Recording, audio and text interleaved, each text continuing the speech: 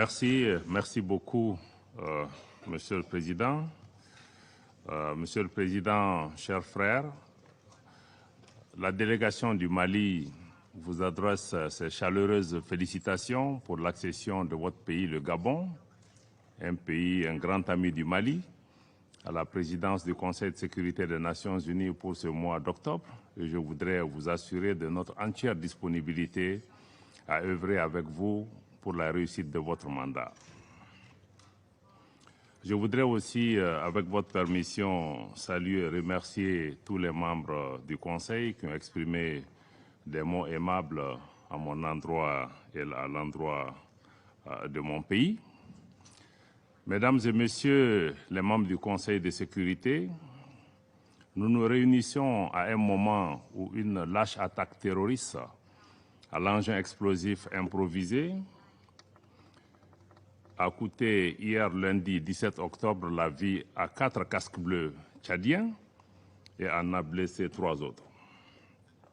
Au nom du gouvernement et du peuple malien, j'adresse nos sincères condoléances aux familles des victimes, au gouvernement, au peuple tchadien, mais aussi aux Nations Unies, et nous souhaitons prompt rétablissement à l'ensemble des blessés. Je voudrais aussi, en disant cela, condamner sans aucune réserve cet acte barbare qui ne fait que renforcer notre détermination commune à poursuivre la lutte contre le terrorisme. Je voudrais aussi associer à cela les milliers de victimes de soldats maliens, mais aussi de populations civiles maliennes qui continuent aussi à payer un lourd tribut à cette insécurité depuis plus d'une décennie. Mesdames et Messieurs les membres du Conseil, le gouvernement du Mali prend note du rapport du secrétaire général sous examen et remercie mon frère M. El-Khassim Wan, représentant spécial du secrétaire général pour le Mali et chef de la MINUSMA, pour sa présentation ainsi que les mises à jour depuis sa publication. Les observations détaillées du gouvernement ont été communiquées aux membres du Conseil dans un mémorandum.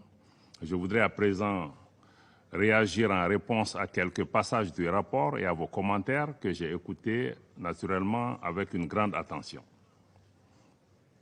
Sur le plan politique, des progrès importants ont été réalisés pendant la période sous examen pour un retour apaisé et sécurisé à l'ordre constitutionnel.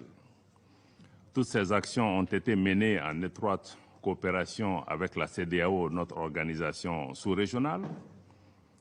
En effet, le gouvernement du Mali a procédé à l'adoption d'un chronogramme pour les réformes politiques et électorales, y compris le calendrier des élections, dans le cadre de la nouvelle loi électorale qui a été adoptée par consensus au niveau du Conseil national de la transition.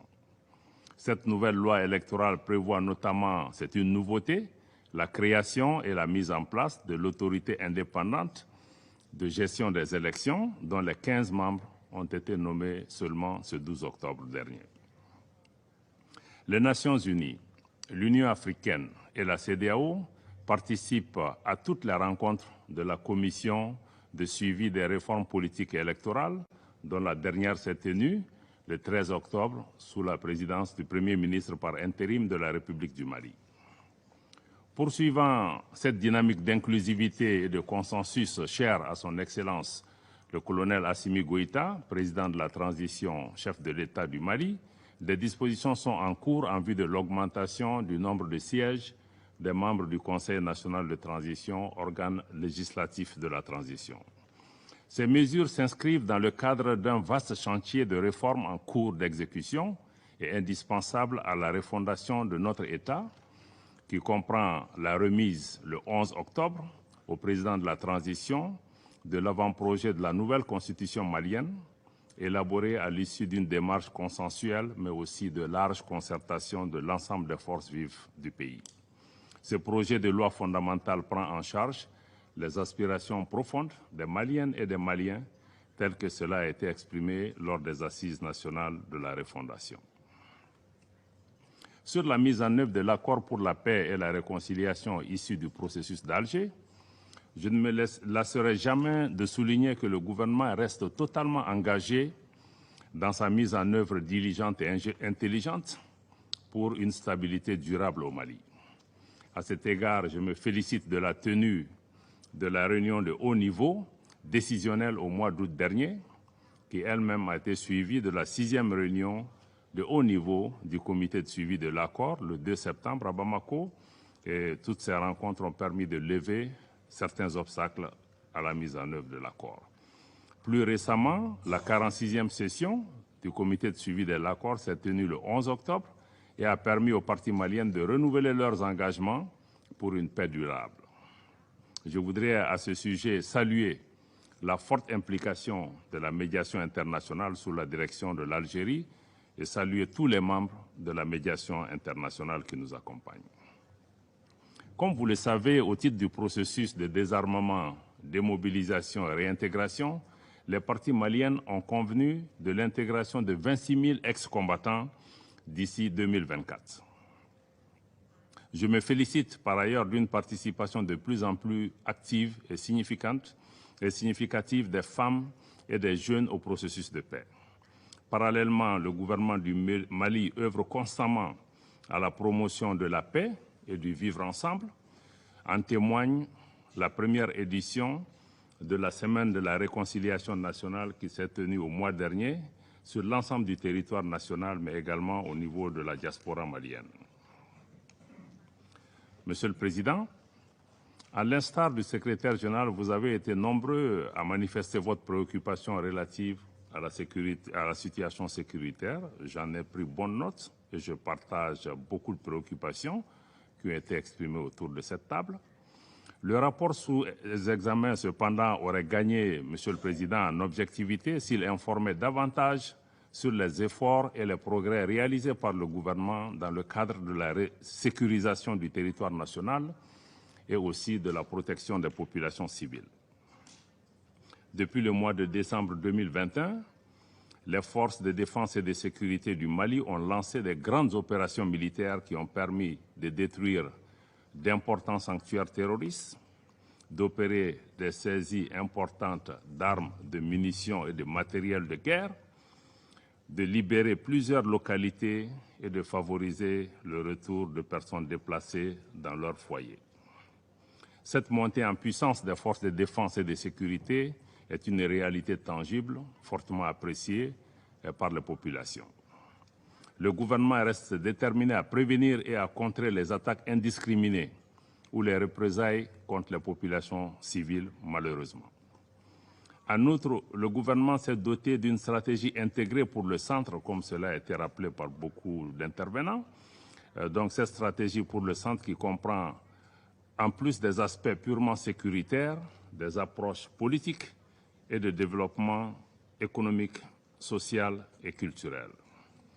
Cela pour vous dire, mesdames et messieurs, que les autorités maliennes ont pleinement conscience que la seule réponse sécuritaire ne suffira pas à ramener la paix et la stabilité dans notre pays et qu'il est indispensable de créer un environnement socio-économique à même de fournir des opportunités, mais aussi des perspectives aux populations, particulièrement dans leurs franges vulnérables aux influences néfastes des groupes terroristes. Dans la même veine, le gouvernement œuvre pleinement à la restauration de l'autorité de l'État, à la fourniture des services sociaux de base aux populations dans les zones affectées par l'insécurité. Pour ce qui concerne la présence des représentants de l'État, les mesures ont été prises pour que les cadres récemment nommés, et il y en a beaucoup, plus d'une centaine, presque 200 représentants de l'État qui ont été nommés récemment, prêts à être déployés, après leur formation qui comprend des modules sur les élections, sur le mandat de l'aménagement, mais aussi sur les services sociaux de base. À ce titre, les initiatives se multiplient pour offrir l'éducation au plus grand nombre d'enfants dans les zones affectées par le conflit, ce qui est aussi une préoccupation importante et le gouvernement fournit d'énormes efforts pour permettre à tous les enfants, même ceux qui sont dans les camps de personnes déplacées, de pouvoir continuer à recevoir une éducation digne.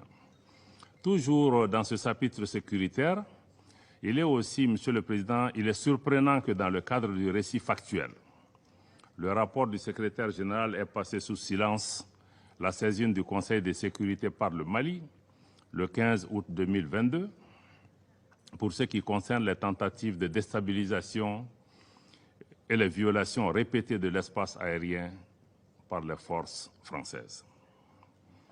Ces actes d'agression d'une extrême gravité qui constituent, vous le savez, une violation de la Charte des Nations Unies, mais aussi une violation du droit international, nous pensons que, mesdames et messieurs les membres du Conseil, que ces actes ne doivent pas rester sans suite et votre Conseil est interpellé fortement au Mali et en Afrique et ailleurs.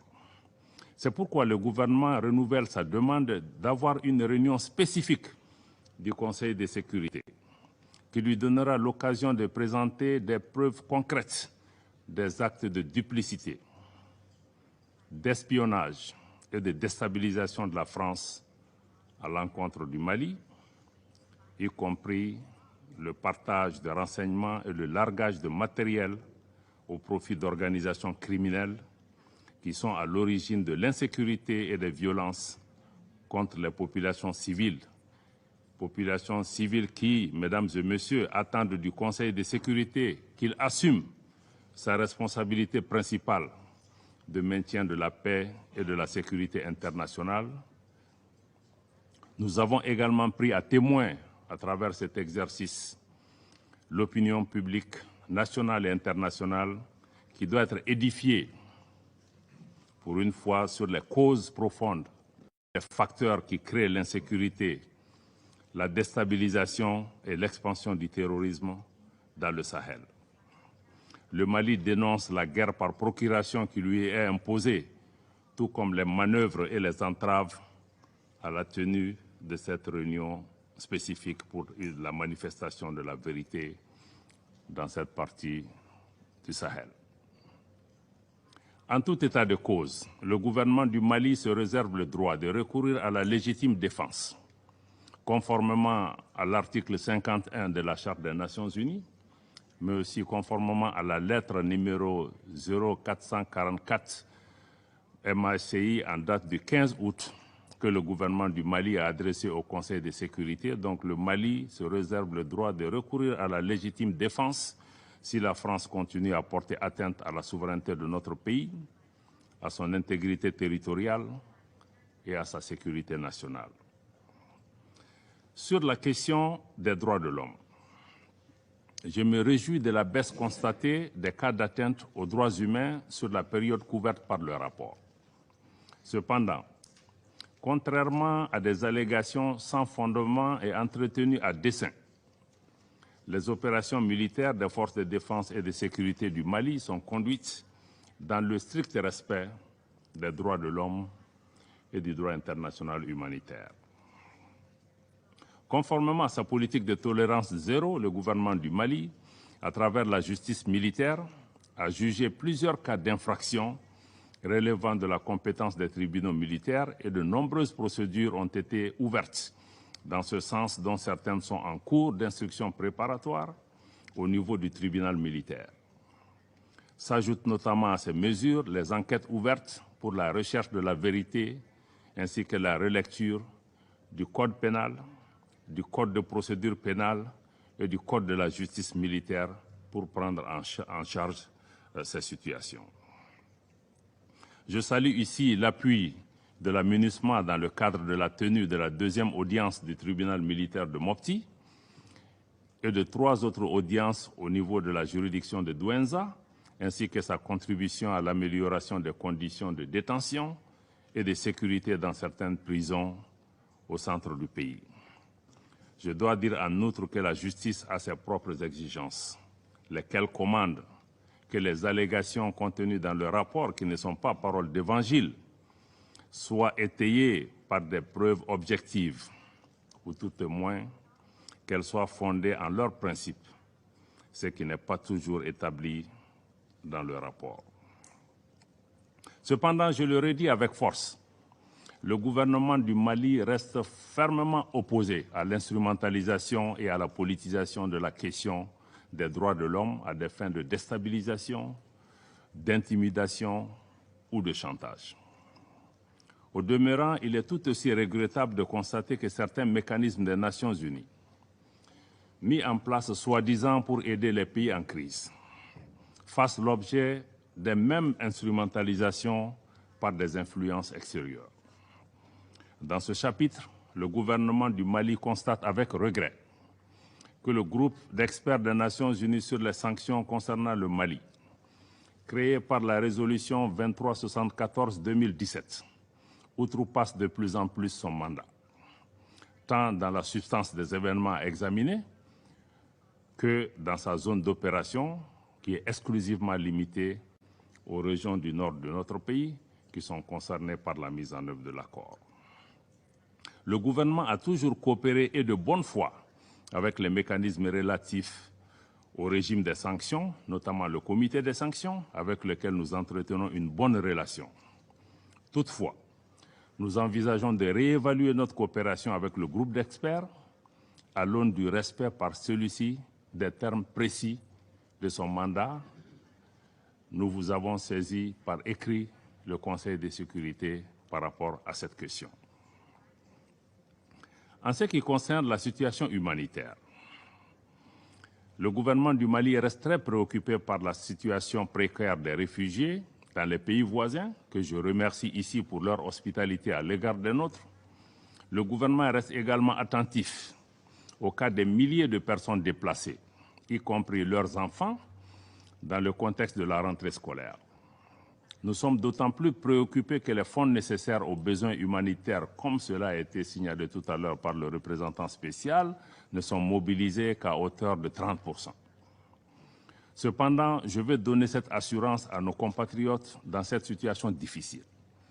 Le gouvernement du Mali continuera à s'atteler à réunir les conditions, non seulement pour leur prise en charge adéquate sur place, mais aussi et surtout pour faciliter le retour dans leur localité d'origine, dans la sécurité, mais aussi et surtout dans la dignité. Mesdames et Messieurs les membres du Conseil, j'ai également pris bonne note de vos remarques et observations en ce qui concerne les défis opérationnels posés à la MINUSMA. Le gouvernement du Mali s'est organisé à prendre en charge le départ de la force française Barkhane. Il n'y a donc pas de vide sécuritaire à cet égard. Nous invitons par conséquent la MINUSMA à pleinement coopérer avec la partie malienne en vue de l'efficacité de nos actions communes sur le terrain. Vous comprendrez ici, contrairement à ce qui est véhiculé, qu'il n'existe aucune volonté de restreindre les mouvements de la mission. Il y a plutôt de la part du gouvernement du Mali une volonté d'affirmer notre souveraineté sur notre territoire, une volonté de coordination, mais une volonté aussi de partenariat avec la mission tenant compte de ce contexte nouveau. Le gouvernement a été amené à prendre des mesures pour des considérations de sécurité nationale essentiellement, suite à l'arrivée sans base légale, mesdames et messieurs, sans base légale de forces étrangères qui se présentaient sous la bannière des Nations Unies, ce qui est profondément préoccupant et ceci doit interpeller votre Assemblée. La suspension des rotations qui s'en est suivie n'a été que temporaire. Elle a été immédiatement levée suite à la mise en place, comme le représentant du secrétaire général l'a dit avec moi, d'un cadre permanent de concertation de haut niveau entre le gouvernement et la MINUSMA, qui comprend pas moins de 7 membres du gouvernement, pour montrer notre engagement à travailler avec la mission pour trouver des solutions. Ce cadre a permis de régler les questions de rotation et ce cadre aussi qui est permanent permettra aussi d'apporter des solutions à d'autres difficultés qui se poseront à la MINUSMA. En tout cas, nous serons toujours disponibles pour envisager ensemble des solutions. Dans la perspective de l'élaboration de la revue stratégique, le gouvernement du Mali affiche en priorité le recentrage de la mission sur les fondements de sa présence au Mali, notamment l'appui à la restauration de l'autorité de l'État sur l'ensemble du territoire, mais aussi une meilleure articulation du travail de la mission avec les autorités maliennes. Je crois que sur ce chapitre aussi, du travail de la MINUSMA, je crois que le représentant de la France affirme que la MINUSMA est plus appréciée dans les régions reculées de notre pays. Je voudrais à cet égard lui rappeler la devise du Mali, un peuple, un but, une foi. Il n'y a pas des régions où des Maliens du Nord et des Maliens du Sud qu'on tenterait d'opposer les uns et les autres. Mais je crois que les sentiments que les Maliens expriment à l'égard de la mission à l'intérieur du pays n'ont d'autre vocation que d'encourager la mission à assumer pleinement son mandat, qui est celui de la restauration de l'autorité de l'État sur l'ensemble du territoire malien. Et je vais réitérer encore une fois dans ce micro que le Mali est pleinement engagé à coopérer avec la mission dans l'atteinte de son mandat et dans le plein respect de la souveraineté de notre pays. Monsieur le Président, certains membres du Conseil ont aussi évoqué le dossier de l'arrivée illégale et sans autorisation de militaires venus de la Côte d'Ivoire et lourdement armés, et qui a également suscité beaucoup de commentaires autour de cette table et même en dehors de cette salle. Je note avec regret que le rapport du secrétaire général, malheureusement, omet encore une fois de faire référence à la note verbale MINUSMA /PERT/NV/226/222 en date du 22 juillet, par laquelle la mission elle-même établit clairement qu'il n'y a pas de lien. Encore une fois, mesdames et messieurs de la Norvège, des A3 et de l'Albanie, il n'y a pas de lien entre la mission et les 49 soldats qui sont arrivés sur le territoire malien. Et je crois que le 12 juillet, le porte-parole du secrétaire général a aussi affirmé très clairement, en renforçant cette thèse, qu'il n'y en a pas. Je crois que ça doit être très clair dans la tête des membres du Conseil qu'il ne s'agit pas de troupes des Nations Unies. Toutes les troupes des Nations Unies qui arrivent au Mali, qui suivent le protocole, sont agréées. Leurs trucs sont facilités. Même hier, quand il y a eu l'incident, c'est en quelques heures que l'autorisation a été donnée pour l'évacuation des soldats. Donc je crois qu'il ne faut pas qu'on fasse d'amalgame à ce niveau. Donc la justice malienne est donc saisie de cette affaire, qui ne concerne pas les Nations Unies. Mais malgré les dysfonctionnements et les manquements qui ont été reconnus à la fois par les Nations Unies et la Côte d'Ivoire, le gouvernement du Mali s'est toujours dit ouvert à une solution politique, à une solution diplomatique, notamment à travers la médiation du président de la République togolaise, dans l'esprit des relations fraternelles et de bon voisinage qui ont toujours caractérisé le Mali et la Côte d'Ivoire. Nous sommes des pays frères avant tout. Cette médiation a déjà permis la libération, pour raisons humanitaires, de 3 soldats féminins. Pour donner toutes les chances cependant au processus diplomatique, le Mali lance un appel aux différents intervenants à éviter tout parti pris et à inscrire leur démarche dans une approche seulement constructive pour aider à trouver la solution. C'est surtout ce qui est attendu de nos partenaires, mais c'est surtout ce qui est attendu des Nations Unies. Monsieur le Président, Mesdames et Messieurs les membres du Conseil, je voudrais conclure en soulignant que le peuple malien a décidé de prendre en main son destin. Les Maliennes et les Maliens soutiennent pleinement le gouvernement de transition dans les réformes politiques et institutionnelles en cours, dans les efforts et les actions en cours pour la sécurisation de notre territoire national, dans la protection des personnes et des biens, mais aussi dans la fourniture de services sociaux de base aux populations. Pour conforter ce soutien inconditionnel, le gouvernement s'attelle à l'organisation d'élections générales, transparentes et crédibles qui marqueront la fin de cette période transitoire en mars 2024, suivie du transfert pacifique du pouvoir aux nouvelles autorités élues. Le peuple malien dans son ensemble apprécie le soutien et l'accompagnement de l'ensemble de nos partenaires, je dis encore une fois de l'ensemble de nos partenaires, pour la réalisation des chantiers majeurs pour l'avenir de notre pays. À cet égard, je voudrais rappeler les principes clés édicté par son Excellence le colonel Assimi Goïta, président de la transition et chef de l'État, qui guide désormais l'action publique au Mali. C'est important de retenir ces principes parce que ces principes vont guider notre interaction avec vous comme avec d'autres partenaires. Ces principes sont les suivants. 1. Le respect de la souveraineté du Mali. 2. Le respect des choix stratégiques et des choix de partenaires opérés par le Mali. 3. La prise en compte des intérêts vitaux du peuple malien dans toutes les décisions qui seront prises. Je termine donc en renouvelant la reconnaissance du peuple et du gouvernement du Mali pour l'accompagnement constant des Nations Unies, mais aussi de l'ensemble des partenaires qui ont prêté la main à notre pays.